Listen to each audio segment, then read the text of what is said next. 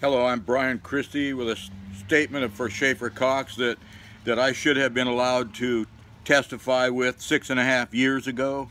Here I'm finally getting a statement out, and it's also for my friend Jennifer Greenwood, and I swear on my holy Bible, as God is my witness, that what I'm about to read is absolutely true. God knows it to be true.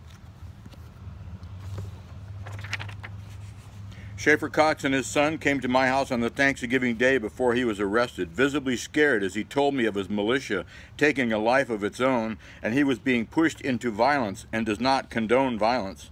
He went on about what he was doing was constitutional and legal and talked of going to nearby Fort Wainwright and asked for a political asylum as he feared for his life and safety of his pregnant wife and young son. I heard what the local media was saying about innocent Mr. Cox and knew it was a lie. Like Montana Freeman and other people framed, the 241 plan is from hired thugs used to frame Schaeffer Cox. They also used in Montana. Schaeffer did not come up with a plan to kill anyone. Schaeffer Cox was educating and informing the public at town hall meetings that I attended. He is absolutely right as we look back at the last presidential administration. He and many others are victims. He knows too much of corruption in Alaska and the USA. Schaeffer Cox is, as he once told me, a Gandhi, not a Rambo. I am his peer and swore on the Bible this statement is true, and he is not about to be out plotting shootings around town. A knowledgeable constitutional sheriff would have taken charge of this situation and stopped his incarceration in its tracks. My friend Jennifer Greenwood was present when Schaeffer showed up. She was killed in a car accident, or she would be backing up my statement and would have testified in Schaeffer's behalf. Schaeffer's a squeaky clean, brilliant young Christian man, homeschooled, was a rising political star that got 38% of the vote in the state representative race at 24 years of age. Amazing. He's a businessman, parent, mountaineer, sailor, patriot, carpenter, and for 6 years a political prisoner of Obama administration. I have helped Schaeffer since the day he was arrested. His wife, children, and family need him. They are also victims. I am a victim. Look what my country has become. We all need justice done here.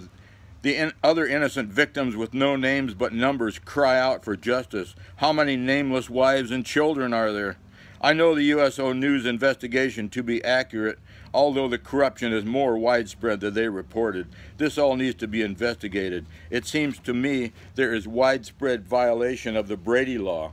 In helping Schaeffer, I have seen some shocking behavior. Denying a man exonerating evidence? Hello? There's an epidemic going on. Schaeffer and I believe in the country our forefathers founded. We believe in the government abiding by the Constitution. We cannot call ourselves free when our fellow citizens are incarcerated, as was Schaeffer and many others. Who is next? I confronted Mr. Nelson Traverso about the fact Jennifer Greenwood and I were not called in defense of Schaeffer Cox. Raleigh Port investigators said we could be used. Traverso said he had it covered. Impossible. 3 of us meeting at my house was never brought up to the jury. It was covered up. Nelson Traverso hung up on me. Evidence denied again. I stand as I always have for my fellow patriot and God and country loving friend, Mr. Schaeffer Cox, and pray daily for his justice in his case. His life needs to be restored. He is not guilty, and God knows that this is true. And also, thank you very much. That is my statement, and I will stand by it.